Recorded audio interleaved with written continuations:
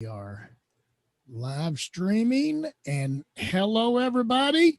So good to have you here with us tonight on B'nai Noach Connection with Israel Facebook page and Torah for the Nations YouTube channel. Remember, if you want to jump on in the Zoom room, you can go over to B'nai Noach Connection with Israel Facebook page, and there you can grab the link to come on in the Zoom room.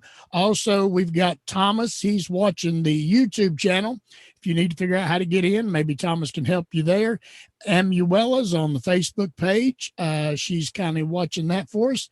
And we've got Amy and Shannon. Y'all have to listen. I'm from Townsend, Tennessee. So I had hooked on phonics when I grew up. So if I pronounce your name wrong, it's blame it on that. We got Veronica and we got Wendell. I was calling him Wendell. And of course, my lovely wife, Annie Helton, and Terry, our teacher tonight, Terry Hayes. So we're so glad to have you with us. Terry, I'm going to ask if you would greet everybody, and I'm going to get ready with the Tzedakah time tonight. Is that okay? All right. Or how's our radio? Is our radio station on tonight? Oh, you're muted. The radio station is on, and thank you for reminding me that, Terry. All righty. Go ahead, Terry. All right.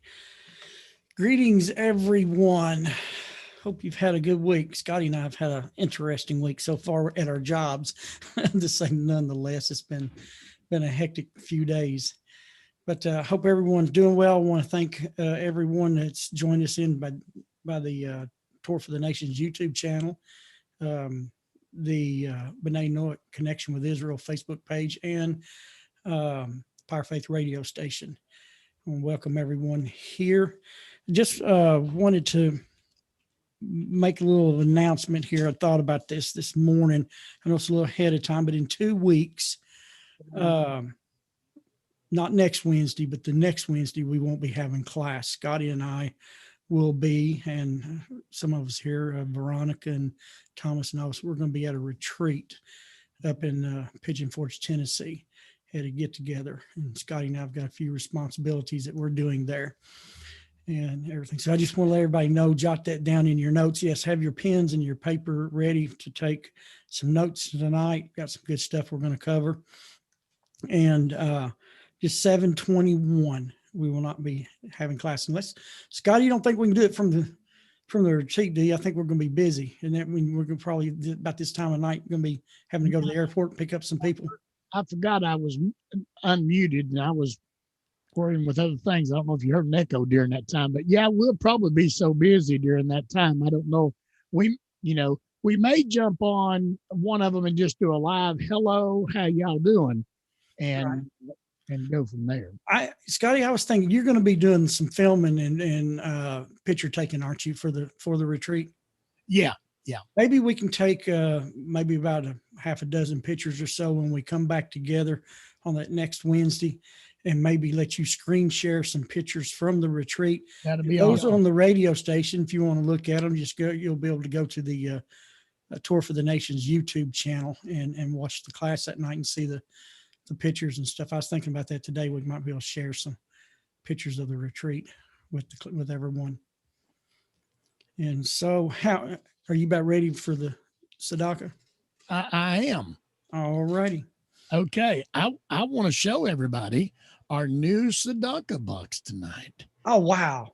That was sent to us here a while back. And so we're going to be using it tonight. And so it's bigger than the other one. And but we've got several of them we're kind of going to go through. So anyway, this is our Tzedakah box that we're going to use tonight. I told you I was ready, Terry, but I kindly told a little fib there. I was not ready, but now I'm ready. So listen, I don't know if any of you saw this past week, Larry Beck always talks about Sam Peake. It was the anniversary to his death here, and we're going to give blessed memory. Someone sent us tzedakah to give blessed memory of him, so we're going to give tzedakah and blessed memory of him. Also, if I'm pronouncing this name right, Chuck Frindle Linder. Forgive me if I just butchered that name, but you know who I'm talking about. We're giving tzedakah in blessed memory for your remembering him. Also, we're giving tzedakah tonight. Someone sent some tzedakah for Richard Helton tonight. I don't know how he's recouping after falling, but we're hoping he's going to be able to recoup enough to come to the retreat. He's got a spot reserved there. Also, we always give tzedakah for Sally Justice. I think she's on a road trip tonight, and so we're giving tzedakah for her. Also, someone sent us in some tzedakah for, as always, Amuela Asher. We're putting tzedakah in for you, Amuela. Also for Thomas. Thomas, someone sent some tzedakah in for you tonight. Also, we have Ethelene Moore, if you're listening tonight, we have your daughter sent some tzedakah in for you. And then also Tina Lyons, we've got some tzedakah in for her. Now, I want to tell you all something. It's okay if you send us a name and you don't send any funds. We've got piles of change here waiting on you to maybe get in the chat or send us a message, and we will give tzedakah for whatever the need is. If it's a healing, if it's I need to tell you an update. You remember the little baby who was in the hospital that couldn't breathe? I think we gave tzedakah. The little baby's grandmother gave tzedakah for the past 2 weeks. That baby is out of the hospital, and I'm so glad I did not write it down. I'm glad I remembered this. She sent some tzedakah for that baby, not just for the baby's healing, but everybody that has a baby in the hospital. Maybe the outcome is not going as well. She sent tzedakah in tonight in memory of them. So, Baruch Hashem, Baruch Hashem. Okay, now that we've got our tzedakah time over, I want to say something before we turn Terry loose teaching tonight. You know, Terry spends a lot of time studying for these classes. And I know there are some of you that are listening. You're wondering why Terry is picking his words wisely. One of the greatest thing about having knowledge is having the wisdom of when to set it out. Someone with knowledge and don't have the wisdom to administer it can be very destructive. But when you have the knowledge and you also have the wisdom and the patience on how to administer that to a class or a group of people to where you can bring them up. I'm saying this for a reason, because the past couple of weeks, and I'm just going to go ahead and say this, Terry. I told Terry I had to say this. I've had some messages on people saying, why y'all beating around the bush for? Why don't y'all just tell them the truth?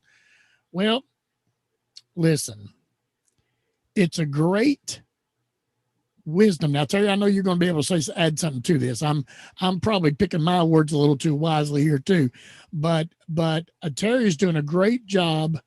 I love what Andrew said, and if you'll elaborate on this, unpacking. Terry is unpacking the text, revealing the essence of the text.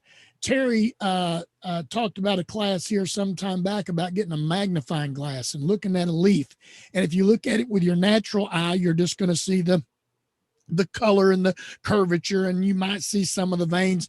But as you get closer with a magnifying glass, you see a little more of it. And then you can use a microscope and get more than an electron microscope. And so what Terry is doing, he's leading us into a depth of it. And so I am willing to wait and to follow into the depth, but we have to start first to see what we're looking at.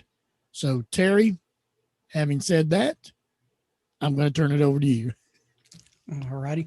I threw you right in the middle of it, didn't I, Terry? Well, no. I had a feeling you get all the questions and the comments. I don't hardly get anything unless I hear it from you. somebody just shared this. You know, there are times, let me see. The word of God is not to be used as a weapon or a baseball bat to beat someone up with. There are things that I have learned I don't share because it's with at certain times, because it can be 100% truth, but it could cause damage. And if you damage someone with the truth, then you're 100% wrong. And so there's just some things I've learned in my own studies, and I've been studying the Hebrew scriptures since 2002, studied for with the rabbis even deeper for 7 years before even coming to where I'm at right now.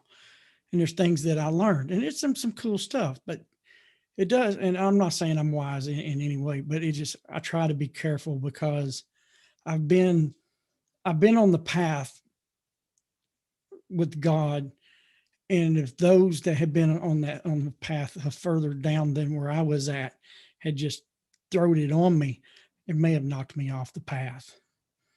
And God forbid that I cause someone to get off the path that God has them on, and that he's bringing them. It's not for me to judge where you're at. And because I don't know, if someone had told me 30, 40 years ago that I would be where I'm at today, I would have laughed in your face, because I didn't know the path that God was bringing me on. You know, of course, hindsight's 2020, you know, and so I just try to be careful. You know, I don't want to hurt anyone. And you know, we're like Scotty and I talked, a big part of what Scotty and I do is we like to exhort, to build up, to support. And that's what we do. That we just don't throw everything out, because you can cause damage. Even if you're 100% right and you cause damage, it's not worth it. You know, because I've been damaged, you know, and it took one time my wife and I were very damaged with some attacks that we got, that I was ready just to walk away from everything, you know. So you just got to be careful and being damaged yourself. You don't want to damage someone else. I hope that's okay with you, Scotty. And I'm not beating around the bush.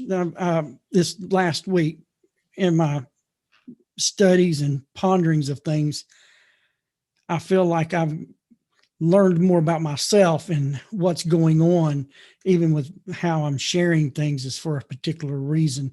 The reason why I'm sharing it the way I am, because it's just what needs to be done. And it goes even, it'll help take you deeper, you know, in your connection with the Creator and everything. And to let everyone know again, Scotty and I do not take anything from the tzedakah. That tzedakah is not for us. We are just administrating it.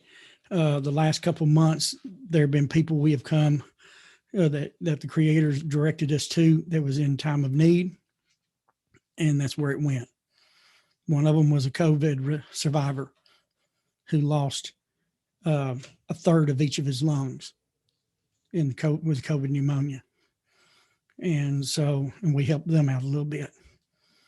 So it goes to people in need who Hashem directs us to and everything. So that's what that tzedakah is for. It's righteous giving. It's not giving to us. It's not an offering of any kind. You know, we do this because this is what we believe that, you know, Hashem wants us to do at this moment. You know, it could stop next week. We don't know. We're doing right now at this moment because our rabbi asked us to step in and help out. And I was trying to remember why this dollar was still sitting here in front of me, and I was looking over my notes. And then when you brought that up, I just realized this tzedakah is for Rabbi Pesach, recovering from his knee surgery. Yes. Okay. Have you heard anything else from him other than what he posted the other day? Just what he posted. Okay. He's home now, right? Yes. Okay. That's good. That's good, because he lives in Safat. He needed that new knee. It's a lot of hills to climb there in Safat. So we just anyone that's been through surgery,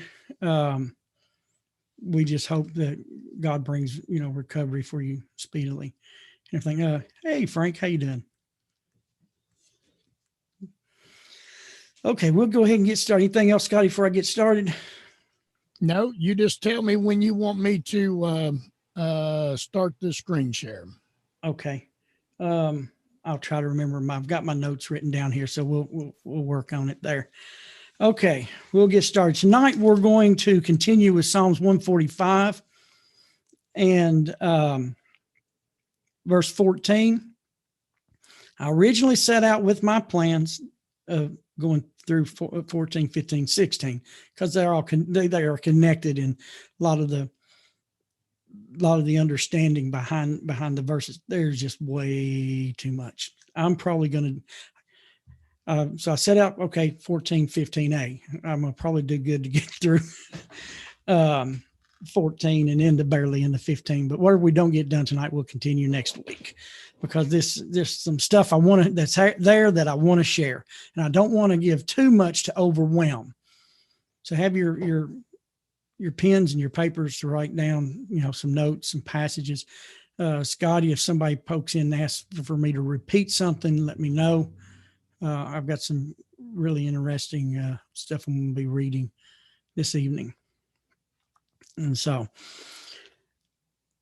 Psalms 145, verse 14. Hashem supports, and I'm reading from the Art Scroll translation. Hashem supports, or the Eternal supports, all the fallen ones and straightens the bent. What's interesting about this is he supports all the fallen ones. The Torah sage Ibn Ezra, he makes the point. He says, a mortal king lacks the resources to uphold every one of his subjects. A king, a president, leader of your country cannot uphold every single person. It's humanly impossible. Moreover, a nation is usually comprised of numerous rival factions. The king who shows favor to one group runs the risk of alienating the enemies of the other factions. However, the Eternal's concern and support are all encompassing. He involves himself with every one of his creatures and upholds everyone with his might.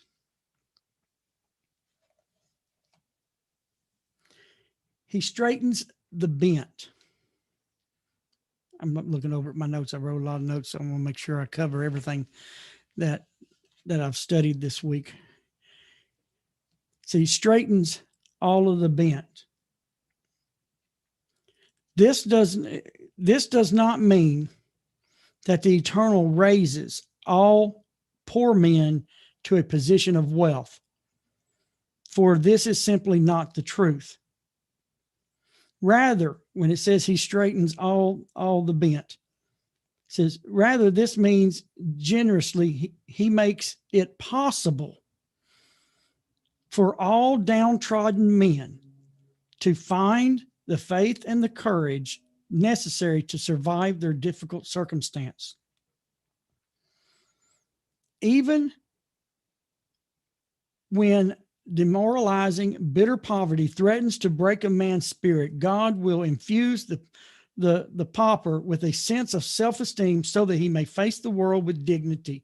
Indeed, in any situation where adversity and affliction threatens to bow a man over and to bow his spirit, the Eternal will raise him from despair if only he turns to him. And I'm going to come back to that here in just in a few minutes. The Torah sage Roddick says about straightening the bent. He said he observes that these words reaffirm the previous statement of the psalmist, of King David, that he raises the needy from the dust, or not the previous. He observes that these words reaffirm a statement of the psalmist. He raises the needy from the dust, and from the dunghill he lifts up the destitute. That's in Psalms 113:7. And hold on, I want to read Psalms 113:7 because this has got some very good information. And I want to read that translation. This is from my Feldheim Psalms, which I love. It's my little pocket Psalms that I have. It's Hebrew and English. In 113:7, he says, he raises the lowly from the dust, and from the dunghills, he lifts up the destitute.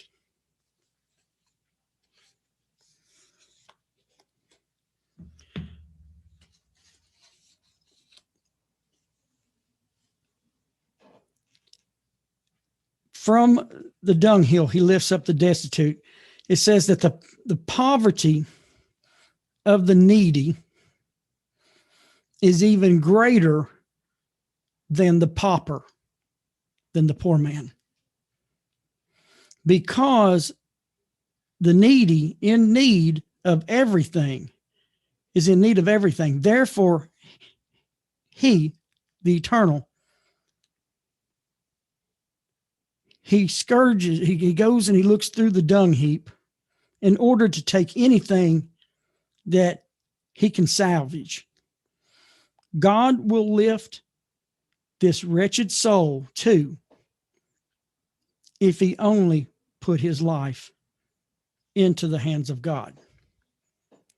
I'm going to tying that back to, says, God will lift the wretched soul too out of the dung heap if he will only put his life in God's hands.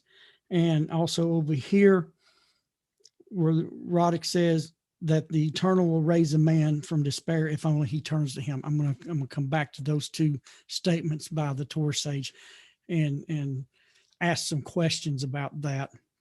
But first, I want to share a midrash on Psalms 137 with you. A midrash is a tale. It's a story that is told to help understand the text in a easier, sometimes a more clear context.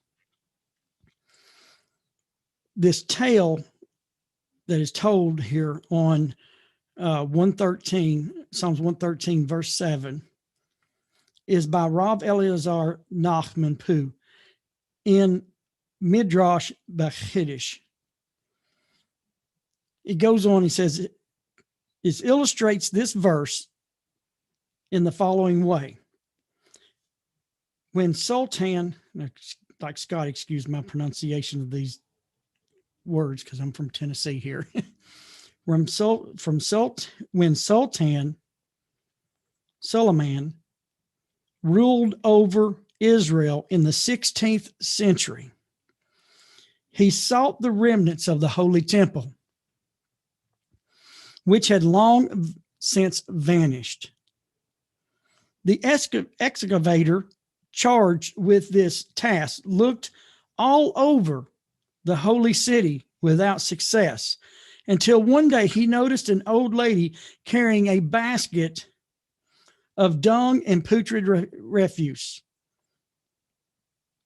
which she deliberately dumped in a certain spot. Upon his inquiry, she told the excavator that she had come all the way from Bethlehem.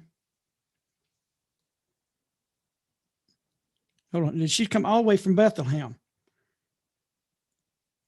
And the excavator asked, "Are there no garbage dumps in Bethlehem that you must haul all your refuse all the way to Jerusalem?"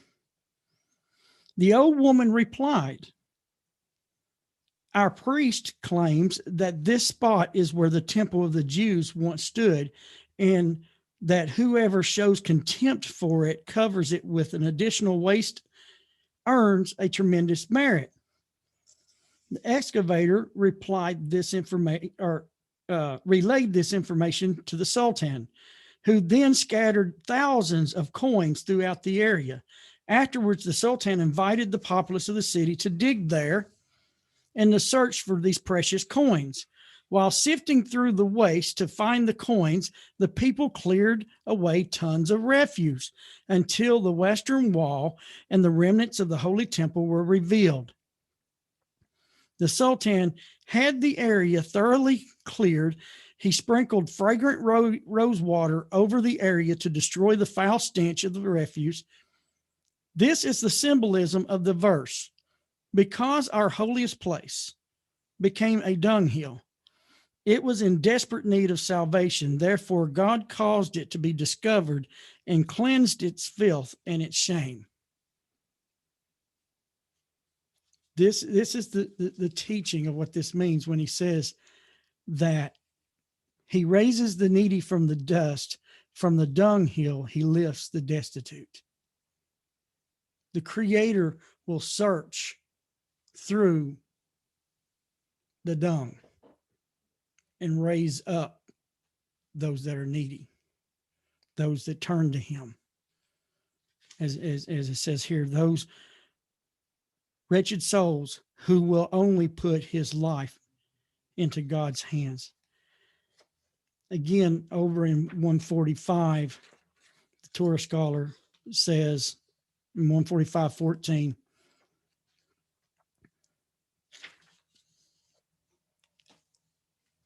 and he says he will straighten up those that are bent, and it is those who turn to him. So my question is, when we look at this, that he straightens the bent, he raises those wretched souls out of the dung heap. What does it mean to put your life into God's hands? What does it mean to turn to God?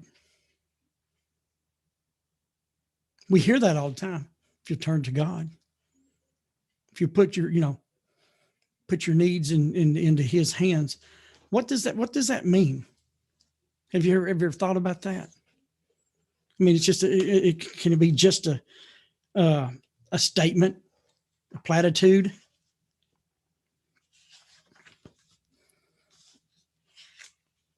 Scotty, what do you think? To turn to God, to put yourself into his hands. I'm refreshing the YouTube channel, so you caught me. Okay, all right, never mind. Sorry. Our YouTube went down for a minute, so I'm getting it going. Get Frank in on it. Frank, what do you think? Frank, what do you think when it means to turn to the? Can you hear me good? Can you hear me good? Yes. Yeah. Okay. I was testing out some new audio stuff here, and that's why I didn't respond when you spoke to me earlier. But that's fine. Sorry about that. For me, it's an undying devotion. I mean, in everything I do, from the least to tiniest little thing to the greatest big decisions I make, God's involved in everything that I do. Right. From morning to night and through the night. I mean, there's no stopping. There's no place he's not. There's no part of my life that he's not in. So for me, that's from those that are walking on the path with the Creator. Let's say someone's, they don't know if they're on the path or not on the path with the Creator. How do you turn? How do you turn? How do you put your life into his hands? It's the answer to that is found, and we did a class on this a few weeks back. Ezekiel 18, write this down, Ezekiel 18, verse 21 and 22. It says, as for the wicked man, if he repents of all of his sins that he has committed, and he observes all my decrees and practices justice and righteousness. Remember, we talked about, if you haven't, you can go back and watch some of our YouTube where we discussed this passage. Practicing, doing justice and righteous, which is tzedakah, mishpat and tzedakah, which we've talked a lot about. It says, and surely, if you do this, surely he will live and not die. And then 22 says, all his transgressions that he committed will not be remembered against him. He shall live because of the righteousness that he did. See, when you turn to God, It's just not, oh, I believe. And you put your life into his hands. When you put your life into his hands and you turn to God, you start practicing the righteousness that he wants you to do. You start doing the righteous. You start obeying the commandments, and you got to know what to obey. And that's what we'll be getting to later on after we finish this series. We're going to work our way into what is it that we practice? What is it that we do? Because what you do is you start doing the righteous acts that he requires, and then you put your life into his hands, because now once you're doing what he says, you put trust in that he will do what he says. That's your beginning point. Is when the wretched soul turns back to God, he turns back to him and begins to do the righteous acts that he wants him to do, which is found in the 7 instructions that we've talked about in the past. Like I said, we'll get into those, what they are, and some of the details, and where they're at in the Torah itself. But before we get to there, I want to take you on a path. I'm working on some information. I'm pretty sure that a lot of people's probably not heard in this way, and it'll make more sense to see what I'm going to share with you before you get to the instructions, instead of just throwing them out there. It's better to be led to have an understanding, a foundation before you get there. But Ezekiel 18:22 says the transgressions that he committed will not be remembered against him because of the righteousness that he did. When you turn to God, you begin to do the things God asked you to do, asked all human humanity to do. And putting your life in his hands is you start doing what he says, and then you stand back and he will do what he said he will do. When you walk with him. And that's why it says, if only you turn to God, if only you put your life in his hands. It's an if only. You have to do that. You have to start that walk. Hold on, I'm gonna slide this book over here. You start the walk back with God by obedience. You begin to obey his commandments and his instructions for life, which can totally radically change you, change your family, and everyone around you. The way Scotty put it, change your neighborhood, and that'll change your nation. Scotty's got a good little saying he says there with that.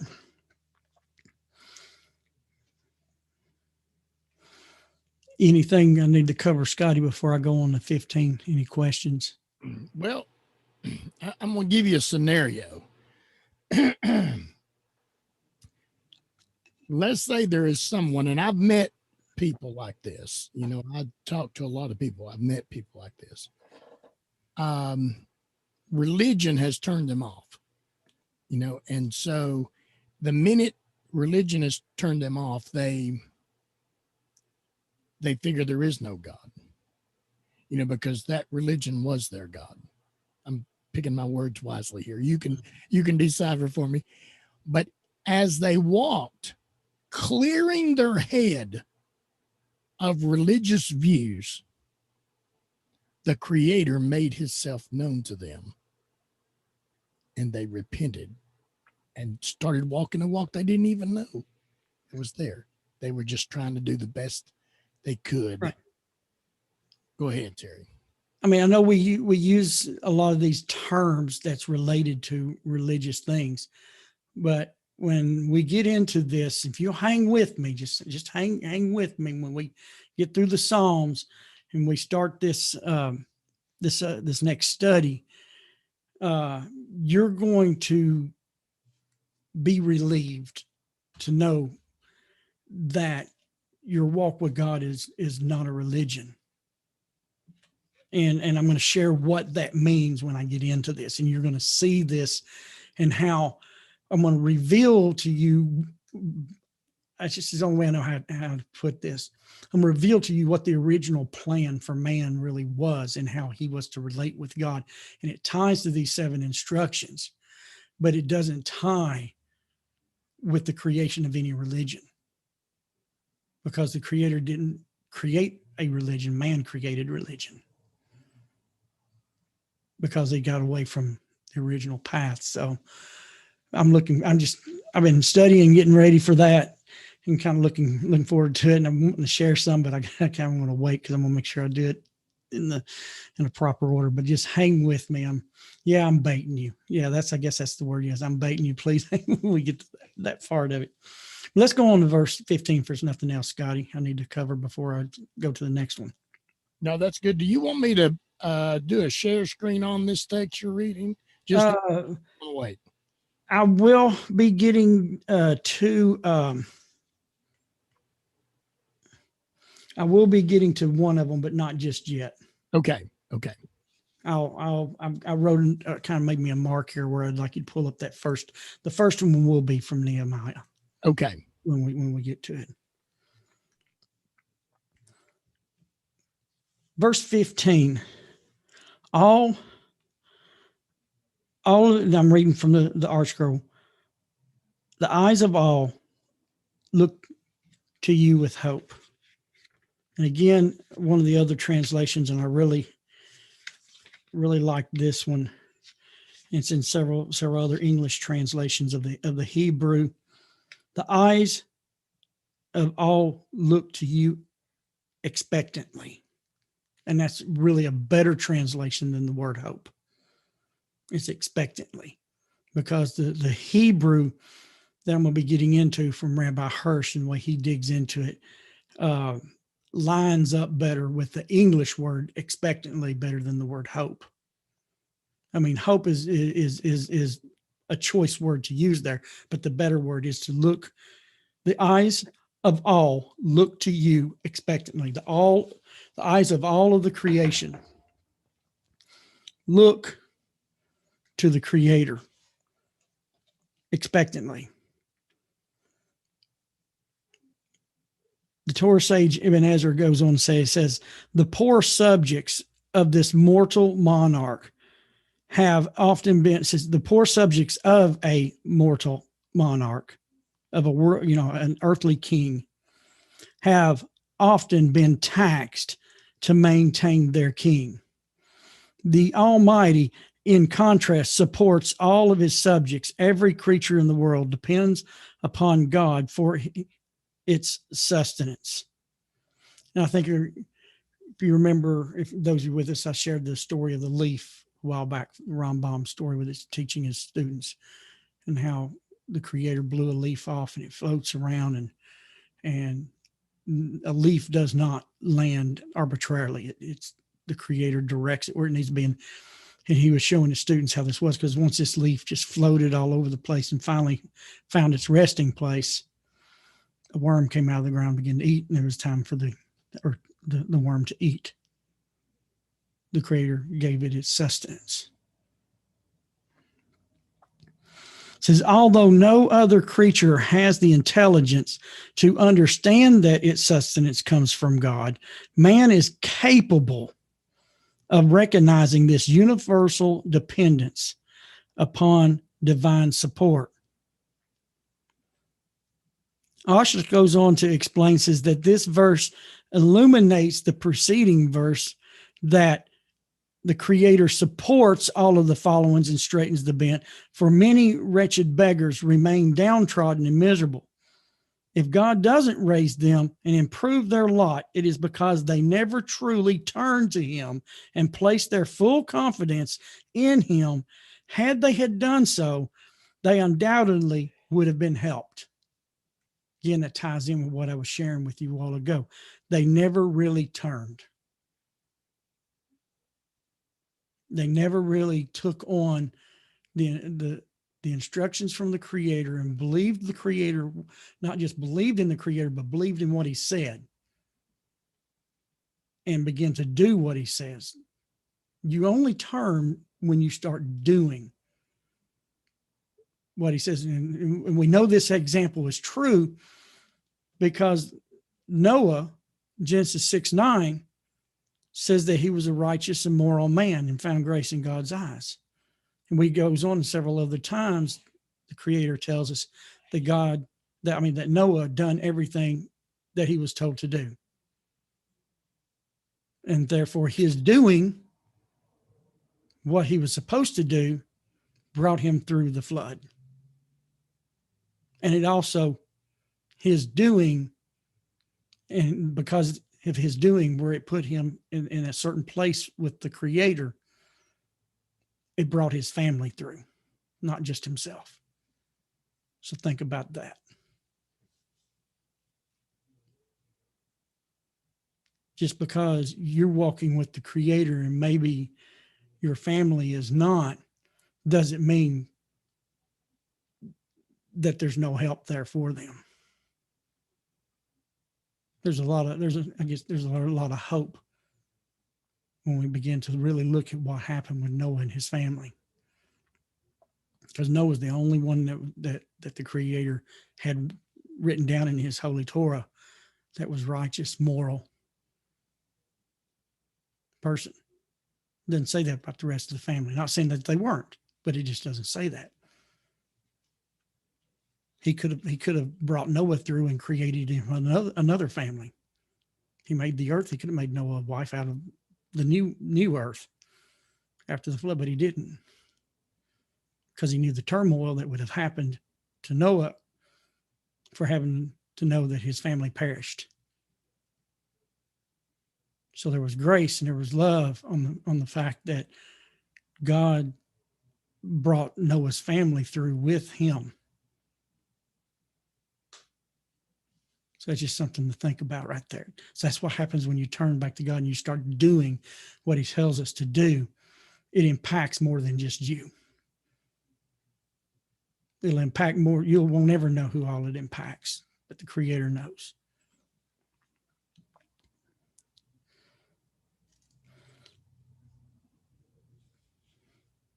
I'm not going to get into the second part of verse 15 right there. I'm just doing the first part tonight on the eyes of all that look to you expectantly. I want to make sure that I'm going to go over here to Rabbi Hirsch, because it's really some real good stuff here.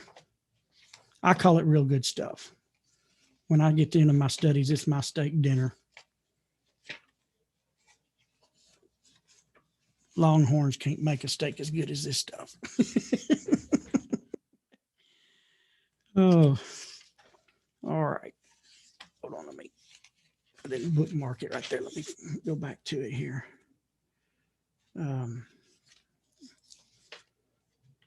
Left some of my bookmarks out this morning. All right. The eyes of all look expectantly toward you.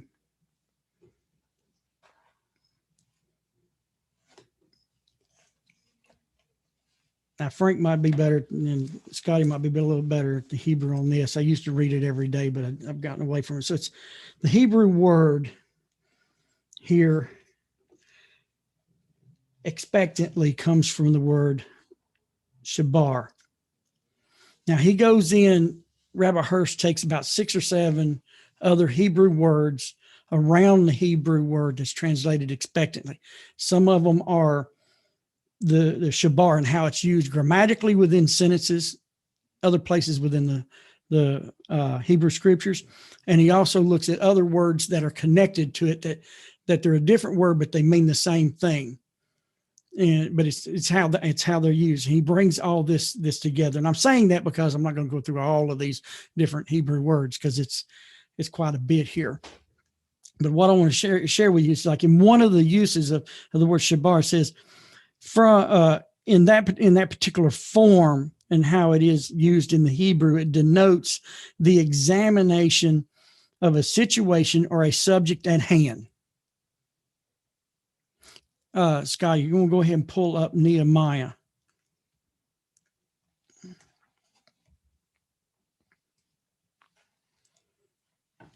In Nehemiah, Rabbi Hirsch connects this word to Nehemiah 2:13 and 15, if you want to jot that in your notes, which says, I went out at night through the gate of the valley towards the direction of the serpent's spring to the dung gate.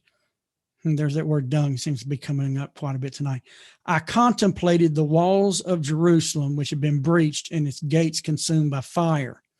15. And I went up the valley at night, and I contemplated the wall when I turned back and I entered by the gate. Here we have in Nehemiah, it relates to entering to a concept or a view of a given subject or situation. It appears to be connected, it says the other Hebrew word, to count. In other areas of the Tanakh, it says it entertains the concept of a view given or of the subject or situation, or even a mental counting. So when he contemplated the walls of Jerusalem, he's taking a mental count of what happened to the walls, what happened to the gates.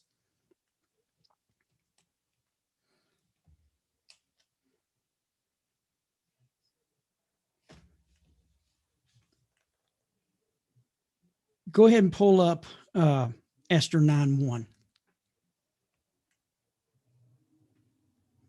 Esther 9:1 is another one that another passage that Rabbi Hirsch connects to this Psalms 145:15. Hey, the eyes look expectantly to you. It says, and in the 12th month, which is the month of Adar, on the 13th thereof, when the king's order and his edict drew near to be put into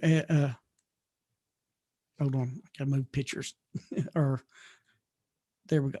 To put into execution on the day that the Jews, the enemies, looked forward to ruling over them. It was reversed, and the Jews should rule over their enemies. Here we find the word shabar. Did I read that right? Yeah. In the Hebrew, or in the English, the enemies looked forward. One translation, it means deemed, that the enemies had deemed to one another. In this form here in Esther 1 or 9:1, it means to form an opinion with regard of something that is to come. They looked forward to something to come. They were looking forward. And we're looking at this because we're trying to understand what this passage means. The eyes of all look expectantly toward you. And so what we've seen here so far is that it denotes an investigation of a situation or subject. It's entertaining a concept of a view given to make a mental count, to connect, and also to look towards something yet to come. So Rabbi Hirsch goes on and he says, in his own words, what this passage here can denote. He says, you are the one, you're the Holy One, to whom every living thing knowingly and unknowingly looks for the satisfaction of its needs, of its sustenance, the world order within which and through which every living thing can seek and find sustenance. Best suited to its needs is in all your work, which continues solely through your providence and grows and develops in accordance with your will. Therefore, whether they know it or not, all your creatures hopefully wait upon you, and all that which earth and heaven causes to ripen for the satisfaction of the very needs and the count of the countless creatures it is gifted from you.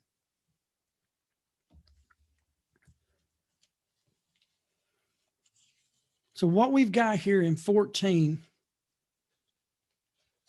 and 15a, as we look at them, I'm going to come back to my art scroll here. One more page. There we we go. The eternal supports all the followings, straightens the bent, and the eyes of all look expectantly toward you. We've talked here in the past. Drop back to verse, was it 13? I mean, no, not 13. 13.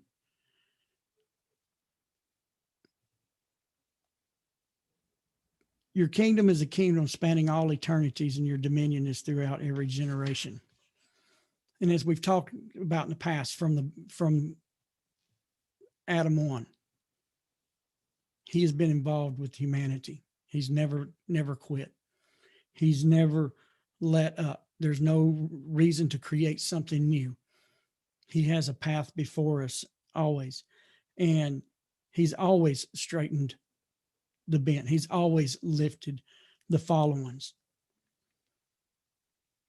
And whether you know it or not, you're actually looking for him and toward him. But as our sages teach us, when we're looking toward him, we take that step when we turn to him and when we put our life in his hands, as we begin to find what he expects of us. Just like a child does his parents. And we look forward to when a child begins to obey mom and dad. What does mom and dad do? I mean, it's natural. You're going to bless that child and bring them on. And the sages actually teach us, this is probably a point you've never heard, that one of the rewards and the greatest reward in the obeying a instruction of the Creator is that he gives you another instruction. Oh, I got to do this. Oh, now I get to do this over here, and I get to do this over here.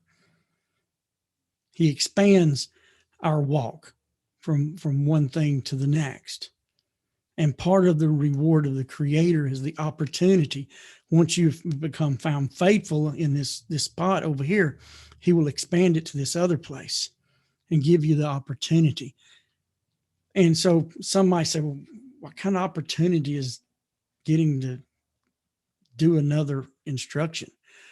Well, when you do that, it opens up another whole avenue in your life, another opportunities. Just like with Scotty, when he talks about with tzedakah, when you learn tzedakah and you start learning to give tzedakah, which is translated as charity, but it's tzedakah and charity is not the same thing. Philosophical, however you want to put it, and actually, it's just not the same. Charity is something that you're giving from yourself, and tzedakah is taking what belongs to God and doing what is right with it. But I guarantee you, if you could sit down at the table with Scotty for an hour and listen to him share with the opportunities he's got to do and doing tzedakah and helping others out, it'll blow your mind. Because when he's faithful and God and he does this over here, God gives him another opportunity. He brings another person in his path that needs help, because he knows Scotty will do that. And that's with any of the commandments of God. And you become faithful in observing those commandments, he will give you another one to do. And it's always, I guarantee you, it's going to always be for someone else. And when you help someone else, when you do what is right, it lifts you up as a person. And if we could spread this throughout our nation with what's going on today, there's a lot of good talk going on, but there's a lot of stuff that others going on. If we can learn to spread it, if we all begin to do these commandments and God begins to give us the opportunity to observe this and to do this and to do this, it will begin. It's a cleansing. It will be a cleansing through our nation, or the nation wherever you live. It will be a cleansing of the land. And it just starts with turning and putting your trust in him. Do what he says, and then just keep going forward with it. I want to go on to the second part of 15, but I'm not going to tonight because there's some other stuff in there that I want to cover. The second part of 15 says you give their food in its proper time. It has a lot of really good stuff I want to share with you, and also a way of looking at when you learn this, you'll learn also a way of looking at your blessing before you eat in a different way. And I think it can impact your life. But I don't want to put too much on your plate tonight. I just want you to know that he straightens the bent, upholds those that are fallen. Everyone looks to him expectantly. We all look to him. But when it says he straightens the bent of everyone, it doesn't mean every person that has been over. Those that turn to him, all of those that turn.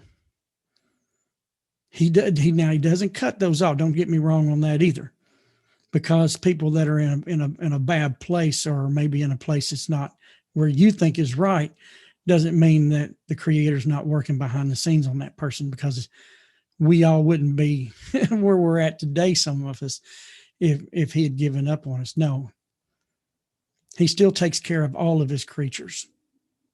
He takes care of all of his creatures. He never lets them down. He will just, I don't know if it's the right word. No, I'm not going to say it that way. He helps all of his creatures, but those that look to him and turn to him go to a next level. I'm just going to put it that way. And it has nothing to bad for the other person or group, or however you want to put it. It's just that you can move up levels. I guess you can say it's just the only way I know how to put it in English terms, with the Creator as you grow, just like a child goes from, crawling to walking to running. And that's kind of how we do with the Creator. Scotty, how's it going over there? Excellent. Any questions on the radio? A lot of people are talking how good it is. They're just enjoying the teaching. I appreciate that. It takes a lot of thought when I'm reading this and studying this, and what I hope that I hope those who especially been with us since we started this study on Psalms 145, there's something I really hope that you see that you haven't seen before. Your Creator has been with you the whole time before you even came to this earth. He has not given up on you. We talked about his attributes the other day. His grace and his mercy and his 13 attributes has never ceased. There's no reason to create a religion to seek God's grace and God's mercy and his loving kindness and his shortness in anger, that he doesn't get angry very quick. We talked about how sometimes he waits generations for that person to turn, and how you might be that person, generations of your family who's had issues, that do away with what your family has done and turn to you. May have been the one he was waiting on 3, 4, 50 generations down the line, however you want to put it. But I'm hoping that you see where we've come from in this discussion, that King David is teaching us, and the sages is even teaching us even further of what King David is saying. None of this is ever left. There's no need for anything new. It's not even old. Every day it's new. His word is with us. When the Creator spoke, there is light, it's still being spoke. Everything he said has not gone away. And I hope you can see the path that we have come this far. That, some have been told that, the creator of the Torah, was this mean drill sergeant. And no, he has the attribute of justice. That's his first name. It's given to us in Genesis. He's the great judge, the lawmaker, the law keeper. But in Genesis, as I've shared in the past, his name of mercy and rescue and being our high tower and our fortress is right along the side of justice. And he's not changed. And so we're looking through these Psalms, 145. We've been learning about the non-changing attributes of the Creator. Now you can go on and grow and walk in your relationship with the Creator without having to create anything new, having to seek out a new religion. He didn't give us a religion. He gave us himself. He gave us his instructions, which is himself. And you can walk into these instructions knowing that he's always been there. And when you fall in these instructions, he lifts you up. But you got to want to. That's the reason why and King Solomon says that the righteous fall 7 times. The righteous fall 7 times. Because they fall doesn't mean they're not righteous. Those who stay down is not righteous. That meant the first time righteous fell, he got up. Second time he fell, he got up. It's the getting up and continuing. And just because you've slipped, because you've fallen, doesn't mean the game's over. Doesn't mean you don't get to, pass go and collect $200. And that's what I don't know. I'm not, Scotty, I'm having a hard time explaining this. Myself, I'm digging deeper into Psalms 145. It's my favorite Psalm. I've been digging deeper than I've ever have. And I've just been seeing this path of the Creator that in some ways I've not even seen before, because it's just like, some may think that God was never with them. And yet I've been showing you, he's always with us. He's with every creature, whether you're here in the United States, Canada, India, no matter where they're at. Even if you're in a false religion, he's there with you. Because when we get to another passage here in a couple of verses, I'll explain that even more. He might not like where you're at, but that doesn't mean he's forsaken you. Why? Because he made us. Why would he make us if he didn't want us? If he didn't want us, we wouldn't be here. We would have never existed. And so that's a beautiful thing. Scotty, I'll let you have it now. Well, you've got 1,000 things going through my mind, and I know I'm sorry. Give them all. I'll never forget when I was a young man, and my grandfather could build anything. It just seemed like it all came natural to him. But one thing I was going to tell you was, I'll never forget the first time I got a hammer in my hand and thought, because he made it look easy, I could drive that nail. Well, when I slung that hammer down, y'all know what happens. Everybody's been there. I learned how to hold the nail by how many times I hit my own finger. Now I can bend a nail and direct that nail and send it where I want it to go.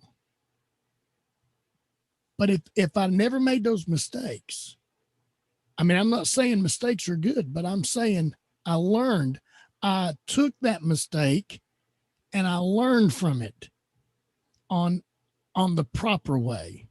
And I think that's the way we do in life, in the moralities, in our responsibilities. We learn those. You can read it in the text. Oh, it's good to know the text, but until you have life experiences, you'll never know the depth of the text. Can I tell one tzedakah story? Go ahead. Now, this happened years ago, but the creator's been with us the whole time. I was going to work, and at that time, I had a masonry crew, and it was Friday. And as most of you understand, construction, when you're in construction at times, come Friday, you're broke. You're waiting. You're looking to go get that draw from, what you've done all week. Everybody's saying, yeah. So I'm gonna put everybody on speaker view so that I'm not the only one, or gallery view. So, and I was driving down a road, and I only had $2 to get gas to finish out making the mud for that day. I'm kind of speaking masonry terms, to lay the brick that we needed to lay. I had just a little bit of gas in the mixer. As we were going down the road, I saw this car sitting at the side of the road, and it had ran out of gas. Now, it was a big Ford LTD. It takes a gallon of gas just to start that thing, So I pulled over, and there was an elderly lady. She'd run out of gas, and she was crying, and she'd been sitting there for quite a while. It was early in the morning. And I said, "Are you okay?" She said, "Well, I've run out of gas and I don't have any money." So between me and my helper, we put together enough, and we went and got her some gas. We put the gas in there. I had stuck back in my wallet an emergency $10 bill. Now, y'all know what that emergency money is. Before I knew it, I pulled it out and give it to her. I helped her get to the gas station. We made sure she got fuel, and everything was fine. We went on. When I got to the job, my laborer said, "How are we going to make the money?" I said, "Crank it up. We'll go as far as we can go." That thing ran all day long. We got everything done. 5 years had passed. 5 years. We ran into this lady. I didn't even recognize her. At a establishment place we went to. I was doing some teaching that night, and she looked at me. She said, "You don't remember me, do you?" I said, "No." She said, "About 5 years ago, I had given up on God. And I said, "God, if you don't help me get out of this, if you don't help me right here, you are not real." And you pulled up beside the road. 5 years. She didn't even look the same. She had a new car. She changed her whole life. She changed her life because somebody stopped and helped her. You don't know what you could do in life just by stopping, doing a kind gesture, a good deed, a little tzedakah, change somebody's outcome of their life. So that's what Terry said. You may be that one that generations have been waiting for. Right. When people look at the 7 instructions, and I'm going to tie this into what you just said, they see the hard side. But the hard side, there is a beauty, because underneath this harshness is the Creator's loving kindness. And I'm going to share like this in the prohibition of theft. That sounds hard. It sounds hard. There's some things about it that are hard. People hear certain things we're going to cover. That's hard. Yes, we have the prohibition of theft. But what is the opposite of theft? Scotty, what's the opposite of theft? I'm going to say not taking, but giving. But giving. Every time you give, you obey the prohibition of theft. Think about it. Think about it. And that is a righteous act. Just think, when you give, you do not commit theft. Okay? And we learn from King Solomon, the deeds of the righteous is a tree of life. Scotty stopped. He gave. In his giving, that was a tree of life for that lady, because it changed her. He gave her life. Would you think about that? Every time you give of yourself. You're not violating the prohibition of theft. Just think about that. Thank you, Scotty. That kind of sparked my mind, my thoughts there. That's a good. Real Hashem. All right, Terry, great class tonight. Great teaching. I want to challenge those of you now. Terry was in 145, 14, and the A part of 15 tonight. If you want to get caught up, go to the past videos. In fact, go to Torah for the Nation's YouTube channel, and you'll find many great videos there that will help and instruct you on your life's journey. So, Terry, are we making our descent? Does anybody have a question here? Yeah, floor is open for anyone that wants to ask anything. Frank, good to have you here tonight. Yeah, glad for stopping by. Hey, glad to be here. I'll try to make it on time more often. I've been watching the shows after they've been recorded, so thank you for putting them up. So I keep up that way. But you know what you've been talking about there reminds me of my personal motto. I've had, anybody that knows me very well anyway knows I've always said this, but there's absolutely no limit to what a man can accomplish in his life if he doesn't care who gets the credit. You know, when you get your ego and get yourself out of the way and just do God's work, no matter if, you know, it was your idea and somebody else got rich off of it, that richness may have destroyed you. So it maybe God saved you there and it was just their time, or whatever the case may be. But, you know, when you don't care who gets the credit and you just go forward, plowing forward, doing God's will, then good things come to you just in a natural way. That's a good way of looking at it. And guys, Frank's another fellow Tennessean, so we got the Tennesseans going on here. We're growing. All right. Well, Terry, do you want me to make our descent? Go ahead and make our descent if we don't have anybody wanting to make any questions or anything. I think everybody's just giving you a thank you, Amuela and Thomas and others just giving a thank you. Veronica, it's good to have everybody here. Remember Rabbi Pesach in his recovering from his knee surgery, and we're looking for him to surprise us one morning early.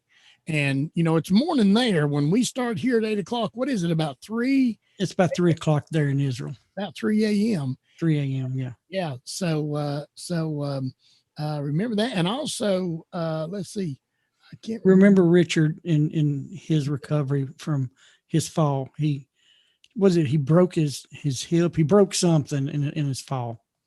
Pelvis or something. Yeah. And just keep Richard Helton in your prayers as well. Yeah. Yeah. Also Shannon that was in here tonight. It was 3 a.m. where she was at. Oh, was it? Oh, she is in Israel? It said at 15 after she just jumped in to say hello and been watching the videos apparently.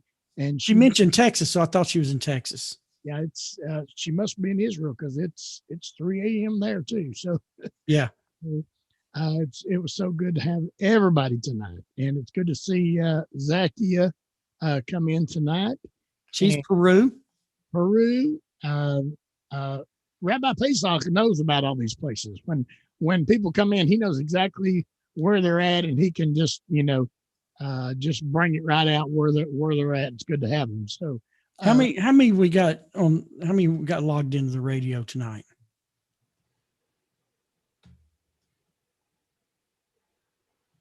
72,500. And that's around the world. It's around the world.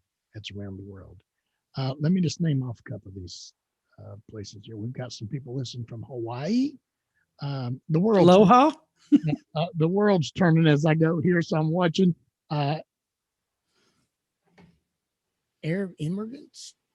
A lot in Canada. We got a bunch in some place called the United States. I don't know where that's at. And China. We've got people all around the world listening. That's great. So See, the Creator, he takes care of all of his creatures. yeah, we've been working on the web page of the radio station, and we've been in the process of rebuilding it. And as soon as we get that complete, we're going to share that everywhere we can. I know Terry's been asking me to send him the link, and Rabbi Pesach's been asking, and that's good. I could send the link, but I'd rather send a finished link. Right. So be thinking about that. So, all right. Let me ask you, Scotty, what is that radio on the internet radio? I mean, It's internet Power Faith Radio. What is it called? Power Faith Radio. Power Faith Radio. .com. Yeah, I just give the thing to it. It's been in operation probably about 6 or 7 years now, but we've been in the process, if you know what I mean, of changing the format. So getting a lot of good teaching on there. So like tonight. So We're live streaming on there. yeah. So does it come across like on XM satellite radio or something like that? Or we've been offered to come across on Sirius XM and on some others, but we've not really put the funds in to do that. But you can just go on any web page, web browser, and type in powerfaithradio.com. It's even got a little app you can download for your phone. You just save it, to your phone. You can listen. So it's awesome. Power Faith Radio. Check it out. Thank y'all so much. Okay, everybody, until next week, look around you. There's always somebody that needs a little help, encouragement, gratitude. There's always somebody around you that might need a little tzedakah, a little helping hand. And it may be that you look at them and say, well, they don't need no help. I can tell by looking at them. Maybe they just need somebody to look at them and say, how are you doing? You have a good day. So yeah, a smile is free. Yeah. And you'll be surprised what a door it will open for communication. So everybody, we'll be looking for you next week right here on Torah for the Nations YouTube channel and B'nai Noach Connection with Israel Facebook page. And please like and share and subscribe, all the above, especially on the YouTube channel. If you'll hit that little notification bell, then you'll get notified every time we're live or Rabbi Pesach puts up something new, you'll get notification of that. And I want to say this, we thank Thomas for being over on the YouTube channel, kind of helping out over there. And Anuela was there in the Facebook page. Now, a couple of times we had a glitch from YouTube itself, and I got a notification from our Restream provider that told us that even though there was a glitch in YouTube, the video will turn out complete. If you watch the video, it will be complete. There won't be any glitches in it. So we thank you for hanging in there with us. Well, until next week at 8 p.m. Eastern Standard Time, 8 p.m. New York time, we will see you there. Baruch Hashem. Yeah, have a good week.